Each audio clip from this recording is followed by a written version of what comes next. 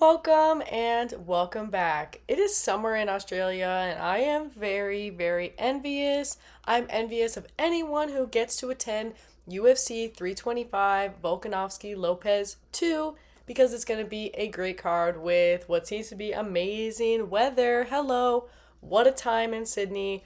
There are a lot of really fun fights all over this card, per usual. Let's talk about them all, get to know what everyone has been up to. For our agenda, we are back in Sydney, Australia, with fans that actually care. Shout out to the fans in Australia. They always bring the energy, the hype, and they will be excited. These fights are taking place, I believe, mid-afternoon or morning to afternoon for Australian fans, but they're going to be there because they actually give a rat's tail. Our early prelims, if you didn't notice, are the Road to UFC Season 4 finals, going from our flyweight to our lightweight contenders. Really fun stuff there. So a bunch of people with their opportunity to get a UFC contract. Really interesting early prelim moment. We thought maybe the Road to UFC finals would be in Macau, but here we are. For our co-main event, we have Dan Hooker versus Benoit Saint-Denis. And that's the thing about Dan Hooker is he's willing to go there. He's willing to go there. He'll fight anybody above or below the rankings. I mean, coming off of a loss, you figure maybe go below. But he's just willing to embrace any challenge. And in this co-main event, he has got a very fun challenge ahead of him. I know a lot of us are thinking this one has some fight of the night potential. Let me know if you agree. For our main event, we are running back the goat and the dog. Part 2. Is this a good rematch to have Diego Lopes and Volkanovski squaring it out again when it wasn't exactly a controversial win for Volkanovski? Quite definitively, with two scorecards giving him a 49-46 win. So yeah, let me know. A lot of people don't necessarily know where this is coming from. I mean, I was surprised, I'll say that, when I found out this fight was booked, but I'm still excited because it was a great fight first time around. Volkanovski will be the biggest hometown hero, one of the biggest celebrities we have in the UFC, and the biggest UFC celebrity in Australia for sure. And he says that he's not done yet. I know some people are wondering, is he gonna call it quits after this one? He has already said no, but if not now, then when? And of course, because of our proximity to City Kickboxing, it is an all-out City Kickboxing showcase. There are so many talented fighters from that gym on this card. Yes, there are. And we also have a lot of blondies, and there's a kind of drama on this card. A bit of drama here and there. Some drama you may not, have heard or be privy to. We'll get to it. First up is our early prelims. These are almost entirely the Road to UFC finals with a little special fight thrown in there at the end. Our first Road to UFC final is in the flyweight division with Aaron Tao and Namsarai Botbayer. Aaron Tao is a lot of fun. He is an XFC 3-time champion, defended his title 3 times, didn't make it work on the Dana White's Contender Series, so found his way through the road to the UFC, didn't give up, and here we are for the debut, coming off of a decision win, a grindy win, and he has never been finished. Bit of a sub-rare on that, with 64% of his wins coming from knockout, because he gets a little crazy in there when he wants to. On a 3-fight win streak, just a absolute ferocious fighter. He's got a super wide stance, a lot of hooks, like we're talking crazy town hooks, but we like that. He's willing to go there. Loading up especially on that right. You know how it is with the people who are hooky and are conventional stance, they're going to really load up on that right one, the biggie, right? And he has the mana, of course, hence the facial tattoos, and he has fun in there. Absolutely, you'll see him smile. I mean, in his last fight, again, nasty, gritty decision, and he was having fun in the face of adversity. And he is going against Namsarai Botbayer, the Step Warrior, and he is coming off of a rear naked choke when it was a very patient start to the fight, and then once he found his moment, landed a very big shot, and he was all over that rear naked choke, and it's because he loves it. He loves rear naked chokes. He has a handful of them, with 56% of his wins coming from submission. Almost all of them are rear naked choke. He is just an expert at taking the back. That is where he feels most at home, and in general in his fights, there's going to be some takedowns. Going to be some takedowns incoming, and ground and pound to open up the window to choke you out. He loves that. Never seen a decision, so been keeping it super exciting on both ends, win or loss. hooky, just like his opponent. They both really love those hooks, but he's a little bit more of a defensive fighter. I'm really excited about all the Road to UFC finals and for so many new faces to be appearing to us. Not everybody is going to get a UFC contract, I'm pretty sure, right? That's how it works. So lots and lots at stake in this debut. This is a cool matchup because we got two guys who love a crazy hook. Like, they love a crazy hook. We're talking, we're going crazy with it. Sometimes the technique is there and sometimes it's just about feeling and spirit and soul. But Aaron is a little bit more go, go, go. I'm going to be right here. Whereas Namsarai is a little bit more defensive in there, and he prioritizes the submission, looking for a shot to kind of hurt you and then get all over that. We're off to a good start.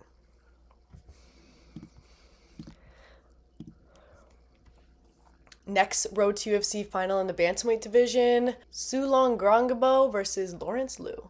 I don't know if I said that right. Sulong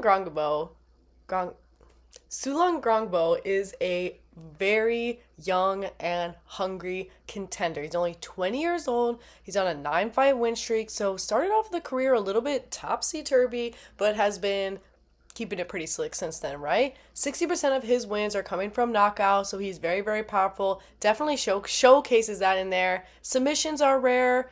One in the win category, but Nea loss. Doesn't seem to be looking to engage in the ground in general, too. So when he's had his opponent on the ground and he could have maybe pounced on him, like last weekend with Waldo Cortez Acosta on Derek Lewis, he just doesn't take the opportunity. He might land some shots from the top, a couple of these, got to get in there for good measure, but he just doesn't seem as excited to engage on the ground.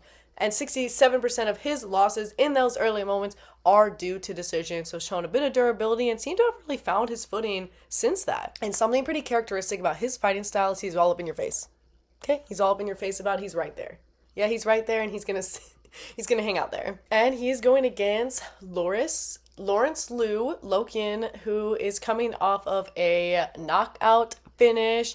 And it's a pretty interesting story, too, because in that round one, he endured a clearly illegal strike. Like, he was sitting on his bum, he's just down, and he gets kicked right in the face. Like, clearly wasn't expecting it, too, because, you shouldn't have to be expecting that. So, yeah, sitting down, gets kicked in the head, but he overcomes. He overcomes, and love to see that. Don't love to see that, illegal strike, but love to see him overcome that.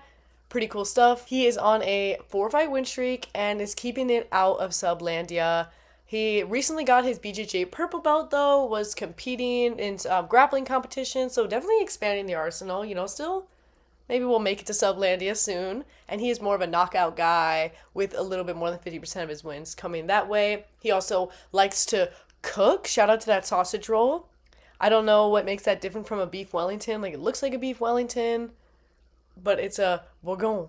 Actually, I don't know how you say that word. But that's really cool. Loves to cook. We love cooking over here, and I'm loving the look of that. I suspect that this will be, super striky, mostly on the feet. Both guys just, historically from the data, don't look to want to engage on the ground too much. Especially Sulong Grongabo, because I saw him just straight up avoid it. He was like, I don't think so. I'd rather not, and let me get up. Shout out to the Cage Side Press for their interview with Lawrence Liu. We love to be able to hear from our fighters, and we love everybody who is out there helping plat for them, to shout out. And then we have a featherweight fight, Kichiro Nakamura versus Sebastian Cezale.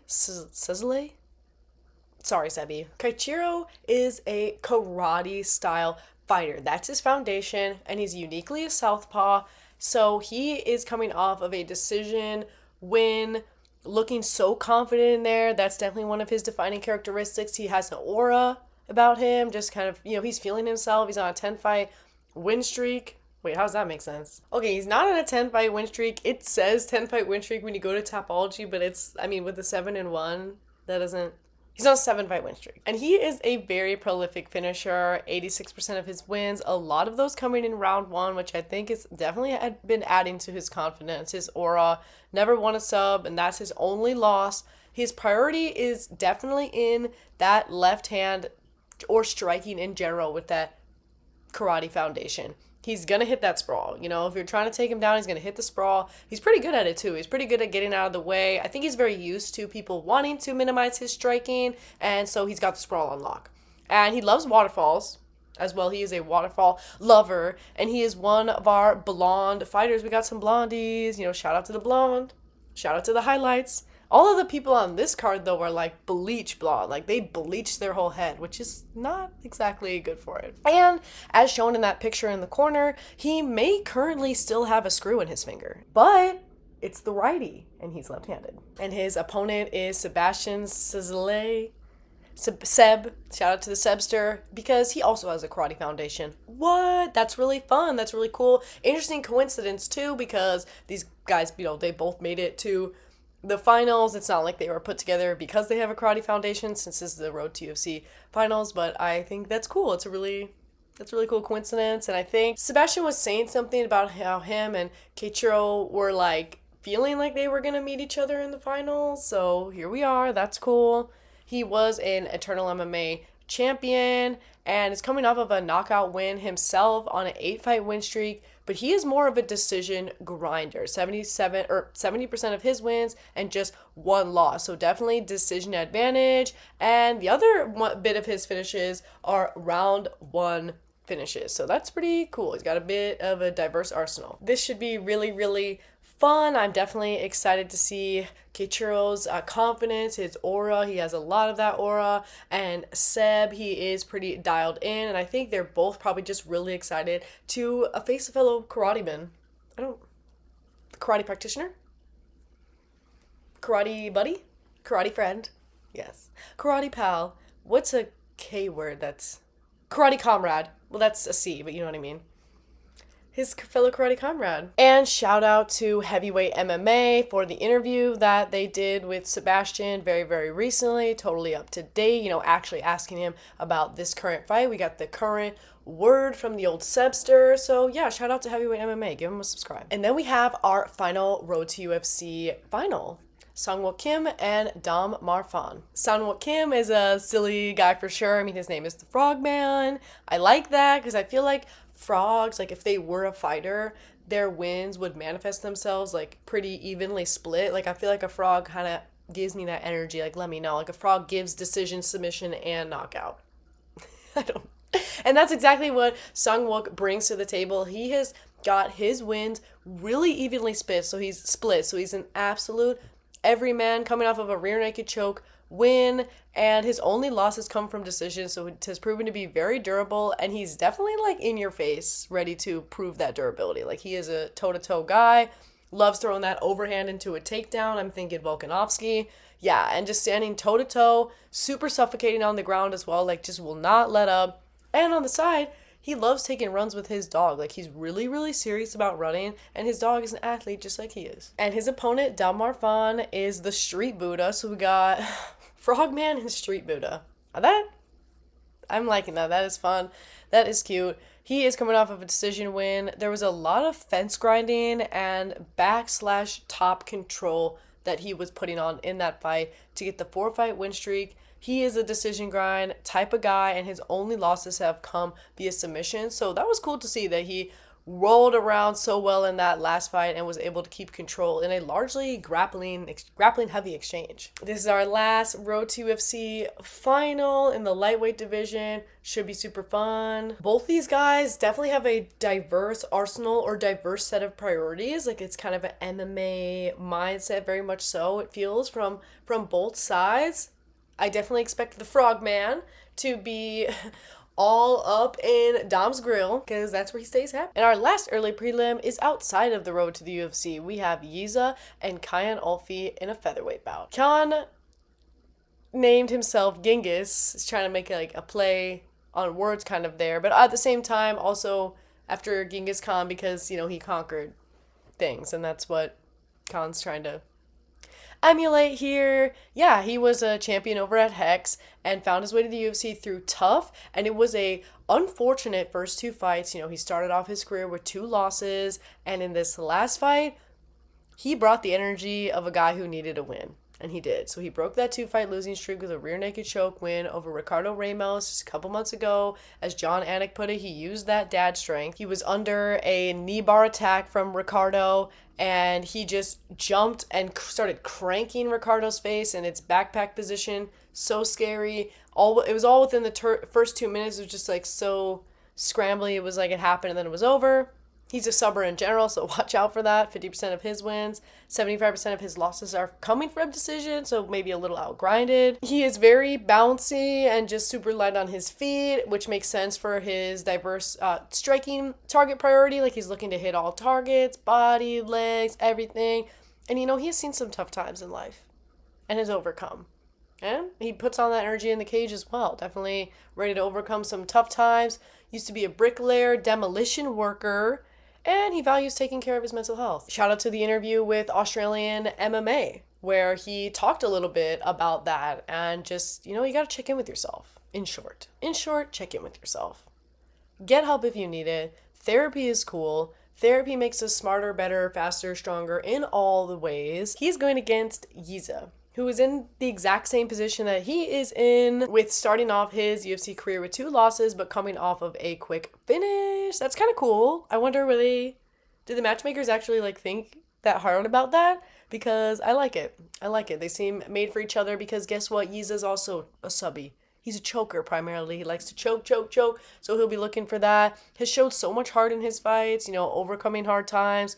Very switchy with the stance. We like that. And it's because we're using those kicks. And we got a horse guy.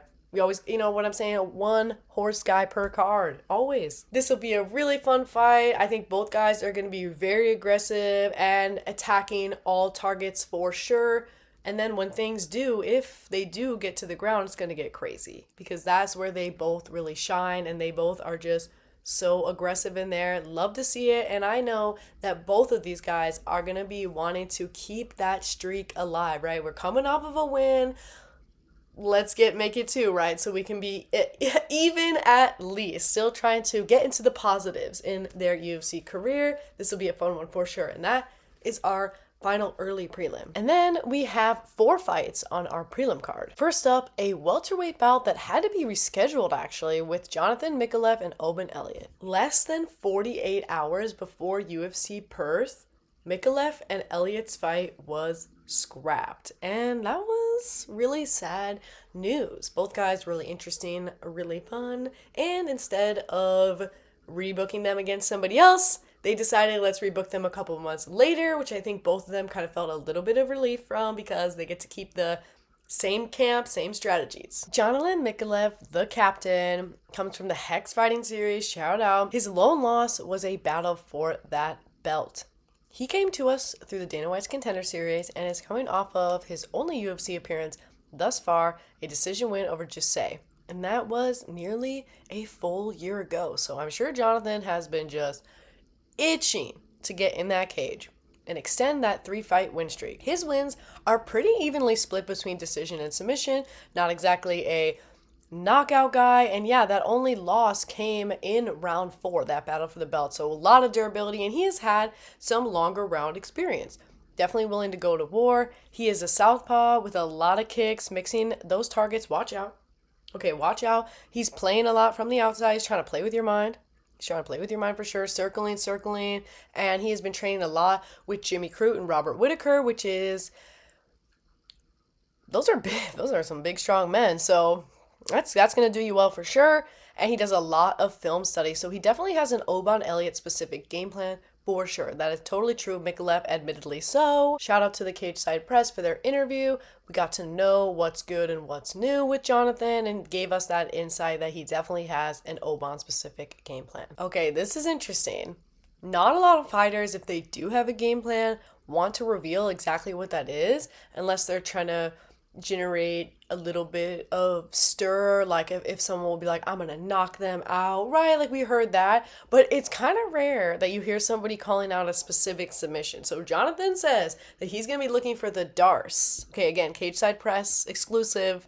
Okay, Jonathan, so watch out for that. He's going to be looking for that. And Jonathan, before this, has accumulated some carpentry skills that I'm sure he still uses in his life. He is also still new to being a dad, so congrats to him on that. His opponent is Oban Elliott. Again, this fight rebooked. Finally, here it is, the Welsh gangster. We don't have a lot of Welsh representation in the UFC, so shout out, right? Shout out to Oban Elliott. He's been chasing this dream since as long as he can reasonably remember.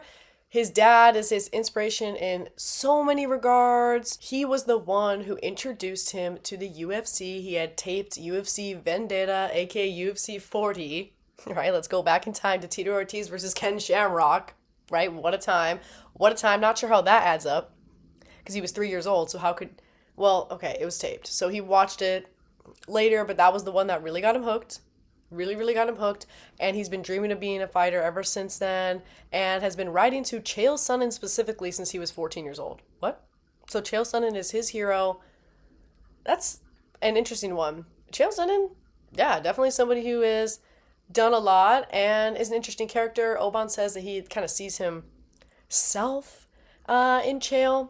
And it's been a little annoying for Oban because this is his second fight in a row that has had to be rebooked. I mean, just things not coming easy. Right now, he's coming off of a decision loss, and that ended his previous 8-fight win streak. So we know he is going to be hungry to get the win. That's Cage Warriors champ.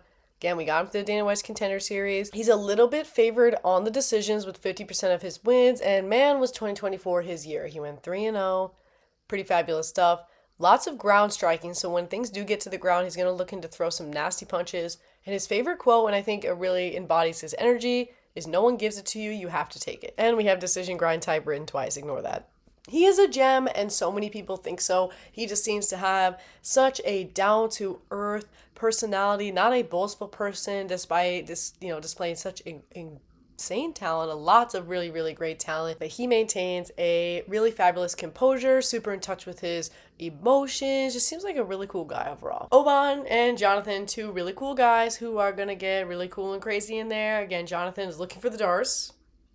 Interesting. And Oban is looking to bounce back from that loss. I know this will be a really cool way to open up the prelims. I am super excited for both of these guys' future in the UFC. I personally think both of them are really talented, and both of them have a really bright future ahead of them.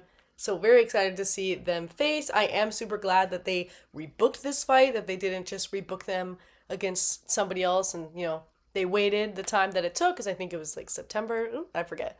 When was Perth? Really cool way to start the prelims. Look out for that Dars. And then we have a middleweight matchup with Jacob Malkoun and Torrence Finney. Jacob, the Mamba Malkoun, shout out to Kobe Bryant, has been absent. He's coming off of a TKO win over Andre Petroski, kind of like a weird series, like the knockout, it like manifested in a really strange way, but we haven't seen him. I'm not exactly too privy to why that is. We're guessing injury. It's usually injury, but I'm not sure, but here he is again. It's been a minute.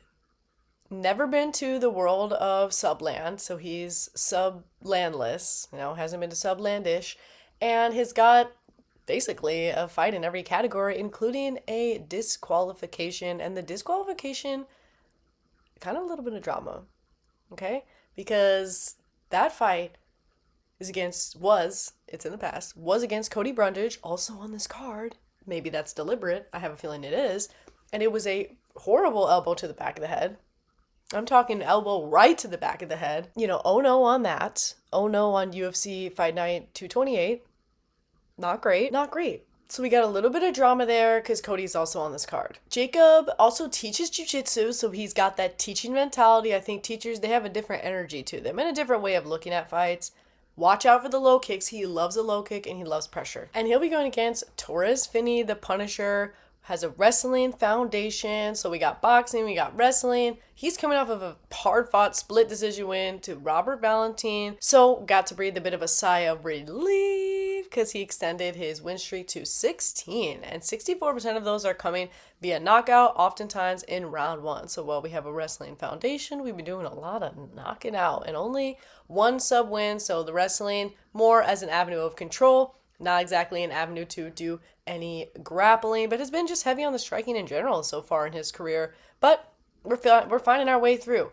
3 decision wins, Like we said, ground and pound, and he loves to dance, and he's very, very good at it. This one, I am hoping to see a lot of pressure, wondering what has been up with our friend Jacob. Really, really long layoff. So it's usually not something good when people are gone for that long, but you know, we're hoping for the best. We're hoping for the best, and we're hoping for this one to have some good pace. We got two guys who I do suspect are going to be doing a lot of stuff on the feet, and watch out, again, for the low kicks from Jacob. I think he's going to try to use that to slow Finney down. And speak of the Brundage, we have Cam Rouston and Cody Brundage for a middleweight fight. Let's add to the drama. Cam Rouston is a very interesting guy. Happy belated birthday, by the way. Happy belated. 119. He's a Dana White's Contender Series fellow, coming off of, hey, Andre Petroski, we just mentioned you. Coming off of a round 1 finish of Petroski. It was beautifully timed. I mean, yeah. And he was saying leading up to that fight about how he wanted a split war with blood and cuts. That made me a fan of him already, because I love that energy. I love somebody, as I'm often saying, who can overcome adversity as opposed to like quick finishes. I'm personally just more impressed with that. Not just like chaos with no technique, but specifically overcoming adversity. Like that's what really impressed me with Paddy in his fight against Justin Gaethje, is that it just didn't seem like, he would be taken out. And yeah, that's exactly what I wanted to see. But anyway, Cam. So Cam hit Andre mid-round with like the nastiest left hook, sent Andre flying, and just rained down a couple of punches to get that finish. So it was not the split war that he wanted. Beautifully timed finish instead. And he was super funny on the mic, just pretty adorable. Like he said, he goes, Paul Felder, I gotta tell you something. I love that. Calling him by his first and last name. Paul Felder, I gotta tell you something. And he proceeded to thank Izzy. He's kind of Izzy's prodigy, shout out City Kickboxing, right? And that was really cute, and I liked that. And he's on a 5-fight win streak, mixing in all those targets again. Like we say, he's down for the split war, but yeah, he's fighting super, super close to home. So I know we got a lot of Aussies on this card, but Cam is like, lives down the street. So a lot of his friends are going to be here. That's pretty cool. And that should ignite something inside of him. I mean, everybody who's representing that Aussie or that New Zealand flag, right? Like they're going to be looking to put on a show. But I think it's cool when a lot of your family gets to be there, friends and family as well, because it's super close. He has never been subbed, and it gets a lot of his wins that way. We got another rear naked choke lover on our hands. 6 wins. Wow, that's nearly half. And he is going against Cody Brundage. Shout out to the Brunginator. He is blonde right now too, I believe.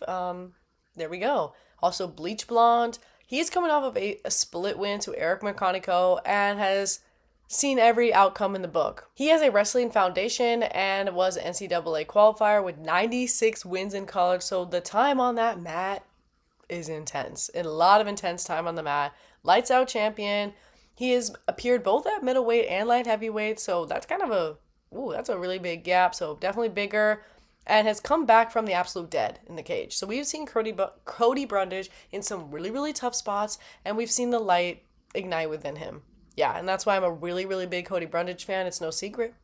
It's no secret. He had to flip things up a little bit mid-career, so here we are at Factory X, and his fights are often drama. I don't think it's his fault. It might be a curse, but the drama seems to follow him. We have a fight that was overturned to a draw because of a strike that was illegal, but only in Atlanta. There's a lot of crazy stories. He is super down to earth, definitely an embrace the chaos type. Those are words that he has used to describe himself, and he comes from truly athletic greatness. Like all of his family is like competitive athletes. Like it is a tall, what's the word? Expectation to live up to, but he does. This might be one of my most anticipated fights on the card. I'm very excited about this. I'm really excited to see more of Cam. He really interests me in his personality and performance combined. I was like, this guy kind of has it all, and I can't wait to see more. The aura was glowing, and Cody Brundage has been a favorite of mine for a little bit. I think that he is so tenacious. I think he's, again, super down to earth. He just lives and breathes like a human being and not a guy who is, a little bit like high on his ego. But he has really shown to be both tough and clever in there as well. So he could be high on his ego if he wanted. Both these guys, they just seem very pleasant and interesting as human beings. And they put on pretty impressive performances as well. I'm excited to see where this one goes. I'm most curious about Cam just because I have seen a lot less and I've seen a lot more of Cody, who can kind of take the fight wherever the wind takes it, and excited to see how that wrestling foundation comes into play with Cam's prioritizing of the rear naked choke. And then we have Little Tafa and Billy Elikana in a light heavyweight match. Junior, the Juggernaut Tafa, is one out of two of the Tafa brothers, and of course, if you don't know, it's good to know that one time he replaced his brother on short notice, which was just such a fun story and also evidence of him being just a gamer. He's going to go in there. He used to be a heavyweight. It's kind of going for the light heavyweight thing now. Kickboxing foundation and the leg kicks are super nasty. He is coming off of a submission loss, and 100% of his wins come from knockouts. So now we have a loss in at least every realm. And we're currently working on turning that new leaf and light heavyweight, which I think will eventually serve him well once we get to rolling it. He's got a bit of the cancellation curse, so not exactly where that comes from. Sure where that comes from, but lots of canceled fights, and we don't love to see that. Yeah. He's trying to bring that kill or be killed energy, and we're really excited, and it's part of the reason why the Tafa brothers have garnered their fan favoricy, because that's the energy that they bring. And he also knows how to boogie, like we're talking dance, and do construction. What a combo. And he's going against Billy Elikana, son of Susie, who is carving his way into the UFC currently, coming off of a rear naked choke win over Kevin Christian. Shout out to that. So Christian's going in, hands like this, they're open, and I'm thinking, oh no, please. It's so bad that the ref had to give him a stern talk. They paused the fight so that they could tell Kevin, please, close your hands. Yeah. And right away, after the action starts again, Billy landed a big shot that dropped Christian flat and, just wounded up his body a little bit more before pulling off the submission. And that's the thing about Billy, is he is really, really good on the ground. So his only UFC loss was to Bogdan Gustav, and it was a Gilly loss. However, when you watch that fight, you can see that he was destroying in the grappling, and that is worth knowing. It wasn't that as though Bogdan Gustav was in complete control. In fact, as soon as they were on the ground, it was looking a little dicey for Gustav. But shout out to him for seeing his opening and finding the Gilly and catching Billy Elikana a little bit off guard. But he was very much so in control through that whole fight. And if it would have gone to decision, it was going to be a fight for Billy for sure. So definitely a sub McGee. Also loves the body shots. And in that fight, he came in as a last minute fill-in. So what a way to make a debut. He's on that decision grind primarily with 44% of his wins and about 50% of his losses, and has never been knocked out. So he's durable. Always fun when you get a guy who's never been knocked out against a guy who is prioritizing the knockouts. I think this will be a pretty silly, crazy one. Excited to see more from our friend Billy. He's still carving his way. Junior's a little bit ahead in his UFC stages. Expecting Junior to come out characteristically with those low kicks. And I'm very curious to see how Billy approaches this fight, because he can definitely take it where he wants. He's pretty splitty. What I love about Billy is he, like the face in the picture that I have in there, he's got a grrr energy to him. Like he's gonna grrr. He's definitely not a disappointing fighter in any of the fights that I've seen him in. Loves a chaotic hook. So I think he's gonna come right into Junior's face, and this should be a really, really fun, violent clash. And that leads us to our main card. Yay! We have 5 fights on this one. First up, Violence Delight with Quillen Salkild and Rongzu in this lightweight matchup. Quillen Salkild had an amazing 2025. We are talking 3 finishes, 2 of which were performance of the night. I mean, what a year. Super cool, because in his Dana White's Contender Series, he also had a 19-second KO, over Henry Wright, kapow, second fastest KO debut in UFC lightweight history, kapow. And then in 2025, we had both a knockout with those hands, and we had a head kick. And that is the knockout he's coming off right now over the old Malarkey. And that was not Malarkey. It was cool, because sometimes people say something's Malarkey when it's like bull. Yeah, so that 10-fight win streak. So we started off the pro career with a loss, and we have been perfect ever since. That only loss came from a submission. Those wins perfectly split, basically. Keeping it tight, mixing it up, smoking cigars here and there on the side, and the mullet is probably in play. And he says he's never had a real job. real job. You know what I mean? And he'll be going against Rongzu, who has a Sanda background, but it didn't go well. So even though he has a Sanda background, he wasn't exactly successful there in his own words and recollection. He made his pro debut in MMA at 16, though. Started off young. And that is why at the young age of 25, he has a record of 27-6. I mean, that is pretty rare. That's some pretty rare stuff. So been super active, had a really tough go at the UFC first round. I think missed weight twice. You know, had to get a handle on things. Found his way back through the road to UFC, and now here he is, 2-1 on this round. Yeah, so he's been making it work. Coming off of a decision win against Austin Hubbard, we definitely needed that. And he is a knockout guy, just like his opponent, 52% of his wins. And the thing about Rongzu is when you get a little too close to him, he's going to start swinging crazy. So it may look a little patient and a little cute from the outside, but then when he's there, oh no. And some important tape would be the fight of the night win over Cody Steele. That's important stuff. That's some important stuff. 21 finishes for our friend. That is 14 TKOs and 7 submissions. I'm loving it. I'm loving this one because these guys are a threat. They are so threatening, and they're both so young and up and coming. Like, we're making it. We're making our career. We're paving this path. It's crazy to see. Rongzu's record is like so thick, but yeah, both 25 and both super fresh on their UFC run. At least if you think of Rongzu's like UFC, just his newest run, like they're both got 3 fights under their belt at this point. This is great. I like this one because we got 2 guys they want to get nasty in the pocket.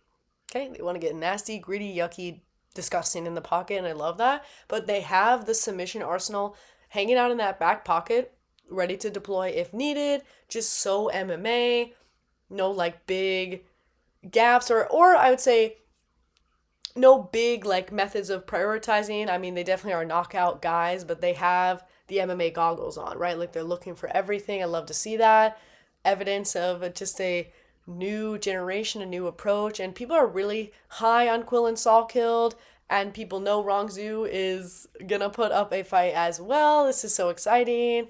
Really excited about this fight for sure. This is definitely another one that is probably on my top 3. And then we're going big boys with Tai Tuivasa and Taliesin Teixeira. Oh my gosh, I just realized, Tai Bam Bam Tuivasa is a massive fan favorite, and you'd be pretty hard pressed to find somebody who is at least, familiar with the UFC who doesn't know about Bam Bam.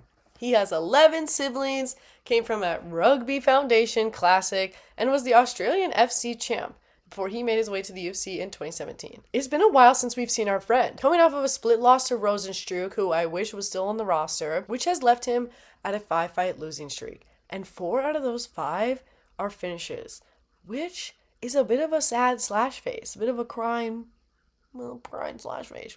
It kind of looks like I'm stroking out. Tai is super famous for his awesome personality and also for his crazy finishes. 93% of his wins coming via knockout and 5 performance bonuses in his UFC record. He's super quirky. Submissions are definitely rare with this guy. And let's recall the fight of the night against Gane. While it was a loss, it was a really, really good show. And he definitely knows how to put the violence in when he's really feeling himself. He is the co-owner of Drink West Brewery with pal Tyson Pedro and Cleary. Tyson Pedro is also his brother-in-law, so that's cute. And if you are wondering what he has been up to since you've been gone, I had to win the amazing race. Australia, yeah. Seriously, not only did he do the amazing race, he won. Him and his brother Logan won. That's kind of cool. So you know what? Take 2024 off. If you're going to win the amazing race, I'm in. Okay, I'm in. So I loved that. And I mean, don't love that he's gone. Don't love that he's on a five-fight losing streak, but love to see him taking some time for himself and taking some time to do something kind of amazing. Who's next? Who's going to do the amazing race next? And he is going against Taliesin Teixeira, who is tall, like his name says, and it's funny because there's some controversy. Like some people are like, he's 6'7", no, he's 6'8". Can somebody get a ruler out here so we can get some consensus? He has a BJJ black belt and is 1-1 in his UFC run. It was pretty crazy that he was thrust to a main event spot with Derek Lewis, the Derek Lewis, right? Crazy.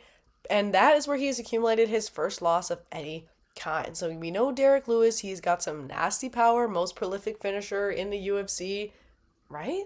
At least in the heavyweights. And thus, Taliesin has still never been to decision. He is a knockout guy himself, 88% of his wins coming that way.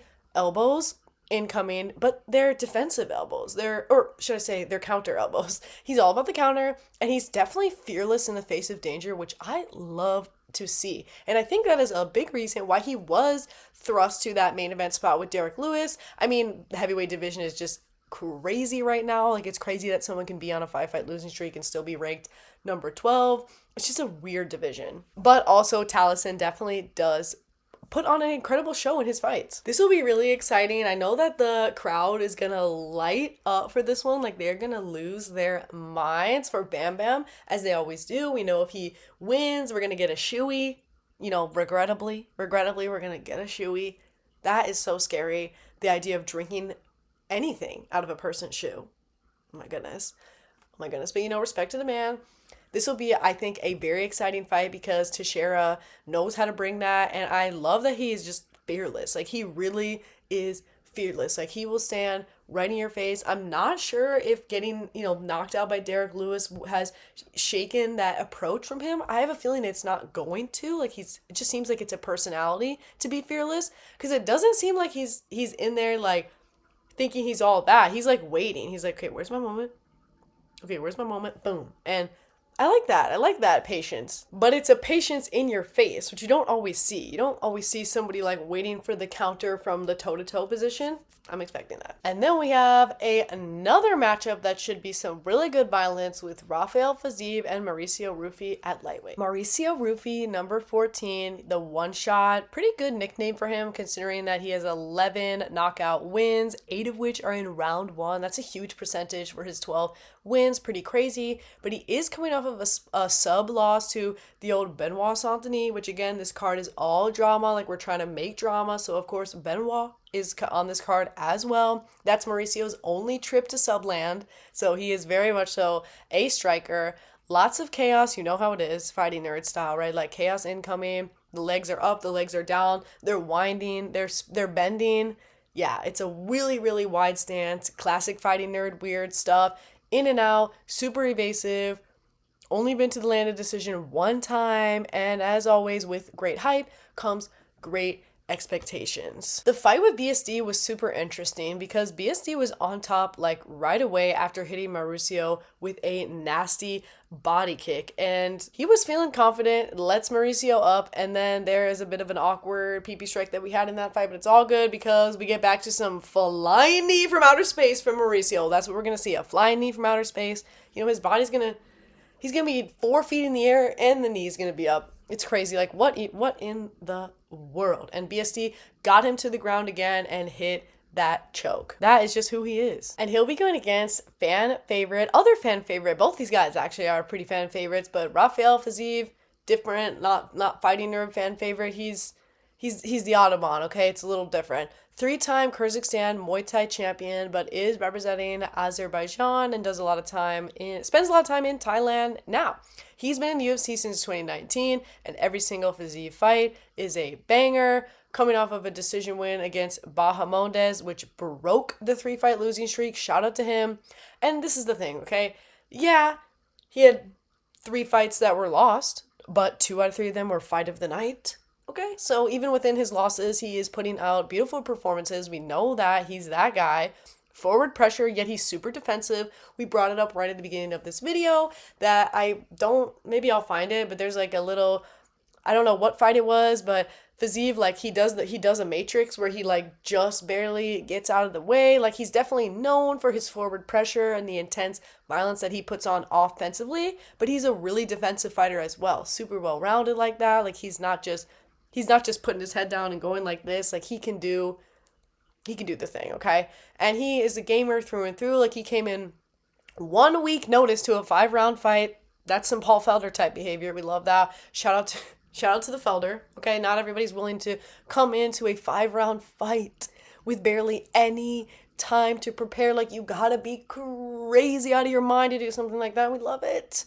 It's brawling toe to toe. It's the only way. He's willing to sacrifice his own face. Look it up if you want to see the pictures of it. It's nasty. He really prefers the knockout, but more so, he prefers the fight energy, the chaos. 62% of his wins are coming via knockout, not living in the world of sub. And he's a blacksmith. Did you know that? Like, actually. This is another fight that is got a lot of violence written all over it. Super excited about this one. It's a striker's delight in many regards, I think. Fiziev, he just never disappoints us. And Rufy, same thing. Just the quirkiness. It's going to be so much fun. Like, this fight, again, this is one of those fights that if it's a snooze, if it's a bore, then, I mean, color me pink or whatever they say. I don't know. Does that mean you're blushing? Okay, this will be super exciting, and I imagine that we are going to get some really weird stuff, of course, from Rufy, but Fiziev in response, because he's got to defend from the flying knees from outer space, and I know that he will, and this one is going to be just so much fun. I am hoping for a crazy decision. I do think that if it goes to a decision, that it's feeling a little Fiziev, just based on the grind mentality and how Rufy has primarily lived in the realm of the knockout, in the knockout zone. But either way, I just have a pretty strong feeling we are going to get a great fight out of this one. That leads us to our co-main event.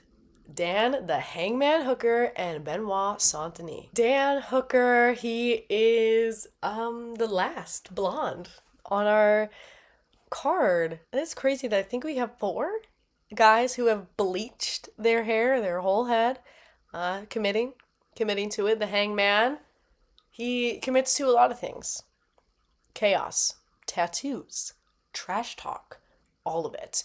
He has been in the UFC since 2014, so as long as I have been watching, I have known about the Hangman, and I have always been a Dan Hooker fan.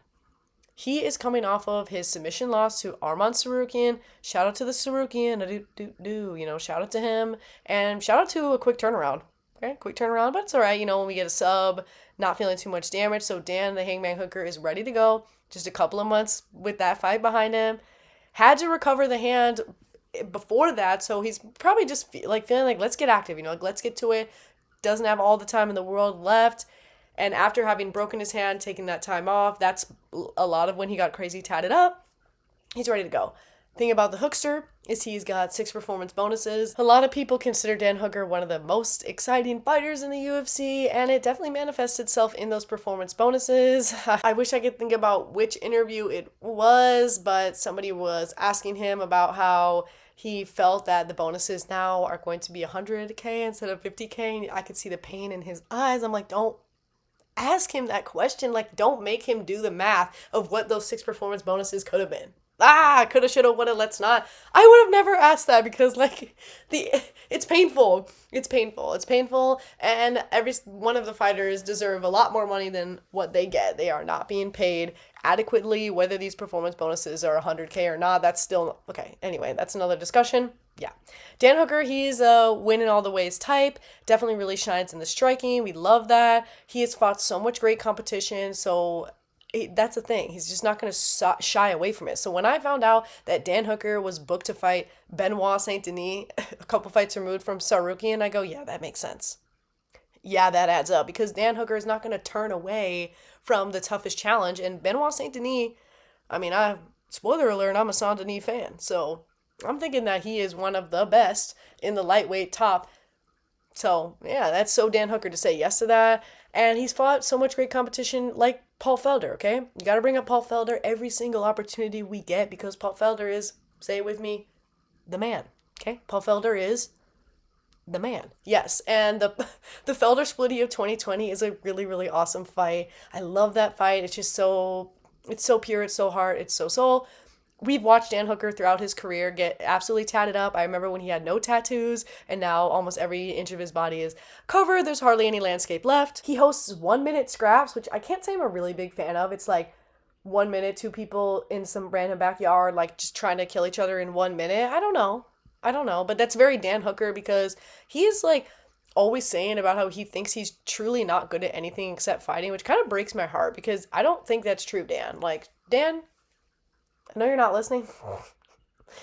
I know there's no chance that you're listening to this, but you are good at other things. You are more than just a prize fighter, because to him, he also talks about fighting as not this very cerebral thing. Like he's like, I just want to hurt people. And I listen, respect Hooker, but I need you to improve the self-esteem perhaps and believe that you are good at other things too. Okay. Other than the fighting. With Dan Hooker, it's all about the kicks. It's kicking, it's up, and it's up, and it's up, and it's up. And he prefers to stay out in the open for sure, so you'll find people wanting to get a hold of Dan because he's definitely the most fun and the most free when he has the most space in the cage. Likes to use that length for sure. It's the action that delivers.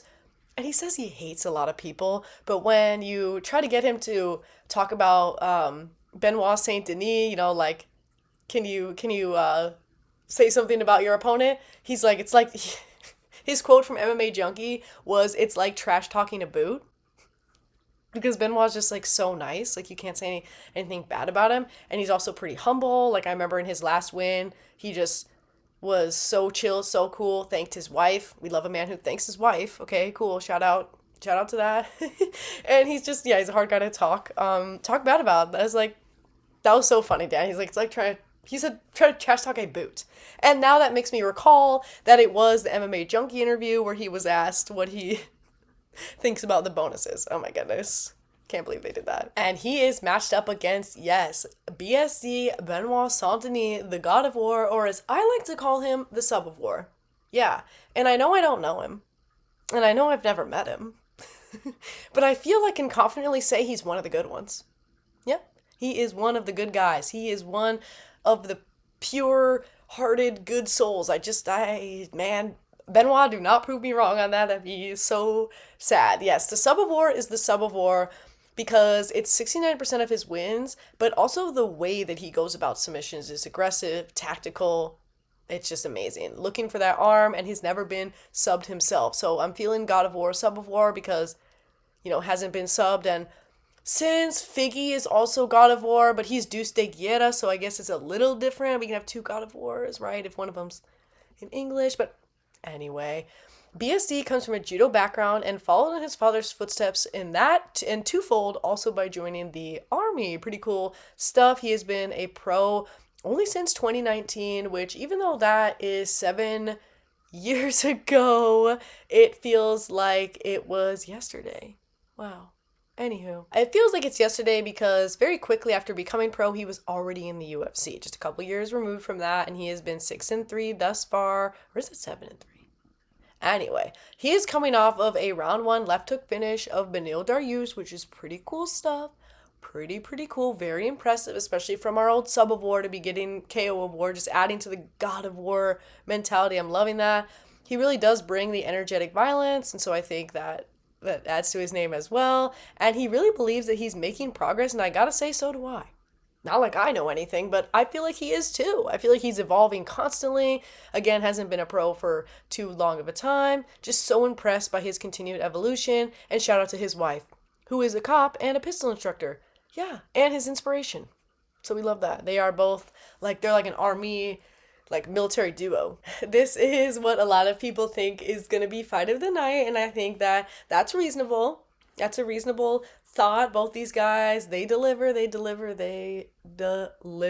I really think that BSD, after the Dustin Poirier loss, it was back to the drawing board. It was back to the drawing board, and I really feel we have seen a continued evolution since then. Just so impressed. And Dan the man, right? He is Dan the man. He is Dan the Man Hooker. He always comes through. He's always going to give us a show. And I think that Benoit is going to embrace that chaos. And I actually think that he is going to not really prioritize the submission. I know that on paper that would be the Dan Hooker game plan. But the thing about the old Sub of War is he brings the energetic violence first and foremost. And so maybe, especially after coming off of a knockout, he'll really be feeling those striking skills. I just am expecting chaos. Overall, I'm expecting chaos. And I feel like BSD wants to make the fight exciting. And so maybe embracing the letting Dan kind of have a little bit of distance. But at the same time, when those kicks have distance, they are so nasty. But we just know this is going to be a good one. Right? Again, another one that is a guaranteed fun show and a really cool co-main event. Really awesome. I mean, there's a lot of very violent matchups that we have on this card. And Dan Hooker, shout out New Zealand. The Aussie and the New Zealanders, they got to come together on this one, and they always do. And that leaves us with our main event. Alexander the Great Volkanovski defending the belt in the immediate rematch with Diego Lopes. Here we go. Alexander the Great, from brick land to brick fists. Boom. That was not even clever. Volkanovski has been our great, our champion, okay? Our hero. He is the featherweight king. Shout out to UFC 273, okay? If you know, you know.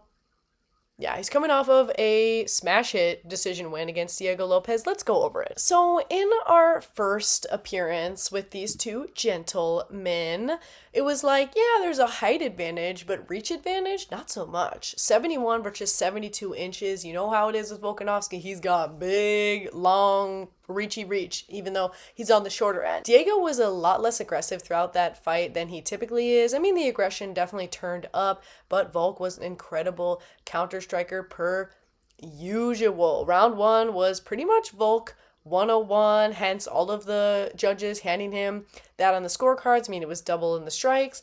Round two, it was Volk 102 in my opinion, though Diego did kind of rock him at the end, and so that was probably the most controversial round. Round three, Diego's impact is very big. Like, you can tell, like, when he hits, it's huge. Ige confirmed that he's, like, has a unique power, and that whole round was on the feet. But again, Volkanovski just, like, doing more, landing more efficiently. Diego always looking for that home run shot. Same thing in round four, just looking for that home run. Did piece up the right eye of Volk a little bit, and got it like an eye. It could have been like it was an eye poke situation. But luckily it didn't really cause too much of a disturbance. Like, we were able to recover from that. And then round five, Diego is still in there, right? Like, he's still hanging on. We've got a really good fight on our hands, but Volk is just very in control, just turning it up. The volume is 2 times that for Volk for significant strikes that have landed, punctuating that end of the fight. But on 2 of the judges' scorecards, a 49-46. So not exactly exceedingly competitive. And that is Alex's last appearance. So been a little over half a year since then. And he, upon that win, is the first ever UFC featherweight champion to win the belt past the age of 35. Like, that was my whole thing on the first video, was like, it's kind of a curse. Like, it's never been done. Like, he did a never been done. And that's really significant. And it's just a testament to who he is. He is just unstoppable. Like, we love the Volkanovski. I mean, yeah, his past fights have all been for the belt. 4 title defenses. And yeah, 10 fights that have all been belt related. Like, what is going on? It's crazy. Not really into the submission. You know how he is. He is just so light and defensive on the feet. Like, he is just seen everything. He is strong and also capable of grinding you out to the decision. He definitely looks for a lot of shots to the brain. Yeah, but he'll chase that legs. He'll threaten the level change. Watch out. If there's one thing about Volkanovski, he's an expert at closing the distance. Like, that's what we know him for. Like, how does he do it? Right? He's used to being a shorter fighter, but again, he's got that reach that's not that short. Not very short. And when he's grooving, he is grooving. Like, he is absolutely on it. He's got such a difficult movement to trace. Shout out to Aldo. And he is looking to kind of let loose a little bit. Like, stick to the refinement, stick to the game plan, but he feels like he could let like a little more loose, and he's an everyman. Yeah, he's an everyman. He can do so many things, one of which is cooking. He's an incredible chef. If you're not already aware of his YouTube channel where he does a lot of cooking, he actually just launched a whole website for cooking with Volk. So shout out to that. Check that out. Get all the merch. I think I'm gonna get some merch. Should I get the cooking apron with his nipples on it? And he is going against Diego Lopes, who is a cowboy, and I don't know if you know this, but part of that is because Cowboy Cerrone is his favorite fighter, so he's cowboy too. That's cool. He is a second degree BJJ black belt, but sometimes that gets a little lost based on his fighting style. Like, I guess I mean lost in our memory. Like, it's easy to forget that. You know, remember, dream, believe, make it happen. Got it tatted on his chest, and yeah, he definitely does dream, believe, and make it happen, including a massive weight cut. Like, this guy drops an insane amount of weight. coming off of a really awesome rebound spinning back elbow against Jean Silva. That was both performance of the night and fight of the night. An incredible show, an incredible finish. The look on his face when he's got Jean in a difficult spot, I mean, just really, really storybook stuff. And Diego, he has a really interesting MMA journey. Like, he basically had his first MMA fight by surprise. Like, he literally didn't know what he was getting into. He was 17 years old. And I think this guy's life has been a bit full of surprises. Because he made his debut against Movzar. No, that is horrible. Oh my god, that's insane. And that was fight of the night. Okay, so he may have lost that fight, but he held his own against the Movzar, which is who a lot of us thought was going to be in his position right now. Crazy way to start your UFC journey. 5 performance bonuses in a record of 6-2. That is so impressive. He is a submitterton. Again, he got 44% of those wins. The BJJ is on lock. He has never been subbed himself, but 15 round 1 finishes are often coming via the knockout as well. He throws so heavy, and so he kind of slows down with it. And that was, I think, one of the biggest issues that he found in the first fight, was that he was just kind of looking again for that home run shot. Half of his losses in the decision category are split, which is some evidence of war, right? He's going to a war. We love that. 71% of those losses in general are decision. He's super committed to the mullet. This guy, oh my gosh, he's so durable, but he's also so silly, so sweetie. He's a teacher, does a lot of teaching, and he is an absolute dog. Registered dog. So we have the goat and we have the dog. The goat and the dog, the goat and the dog. I like that. And I mean that affectionately for both. Of course, go is like, but affectionately the dog for Diego as well, because he, right? He outdogs Jean Silva, which is pretty hard to do. It's hard to outdog the guy who barks, you know what I mean? But he did. Yeah, a bit of a curious booking, I would say. Like, I hold that opinion, but I'm not against it, because I do think that Lopez and Volk 1 was a really, really fun fight. It was super exciting. I just watched it back to refresh myself, because I gotta refresh myself. Like, I am forgetting things. I know you guys are too. So watched that fight. I checked it out. It was really fun, but Diego again, it's all about that home run shot. And of course, Volkanovski is like so incredible. But I think that Diego, if he were to have put just a little bit more on the gas and increase that striking volume, then maybe it would have been 47-46 on another scorecard. And I think that's what a lot of people are going to be looking for, is what is Diego going to change? And in general, that is kind of the narrative for rematches, right? Maybe you would agree that the person who won, they have their own unique challenge of trying to think about what their opponent is going to bring to the table that they didn't bring last time. And then the person who is coming off of the loss in that rematch is got to think about what they can do differently. So they both have an interesting challenge ahead of them. I do think that Volkanovski is going to put a Volk on him, do the old Volkster, but I'm still excited. I don't think I saw necessarily a different Diego in the Jean Silva fight compared to the Diego in the Volk fight, like if steps have been taken, but I'm excited nonetheless. I know it's going to be good, even if I think that Volkanovski is going to come out with another decision win. Maybe Diego will blow our minds. There's not too much left for Alexander the Great to do in this sport. He's really done so much. We love our man, and we're so happy to see our hero in Sydney. And it's pretty rare, right, that Lopez, who is also somebody that so many people adore, will probably be hearing a few boos, right, just because he's not the hometown hero. It's going to be a good night. This card is just littered with good fights. It's littered with violence. Let me know what fight you're most looking forward to. If I missed anything, we're only human. So yeah, I always love when I get corrections, because sometimes I'll be saying things that, like, I'll say it backwards, like, shout out Billy Alicana, because I think when I was talking about Ebo, I said that Ebo knocked Billy out. That's not what happened. So I always love corrections. At the end of the day, I'm just a person with a keyboard, so we love that. We love hearing all of the things from y'all, thoughts, all of it. Let me know. Here is our song of the week. Shout out to Amel and the Sniffers. Really cool, really, really cool Aussie band. You definitely got to check them out. And I think that that's about everything I have got. Peace out.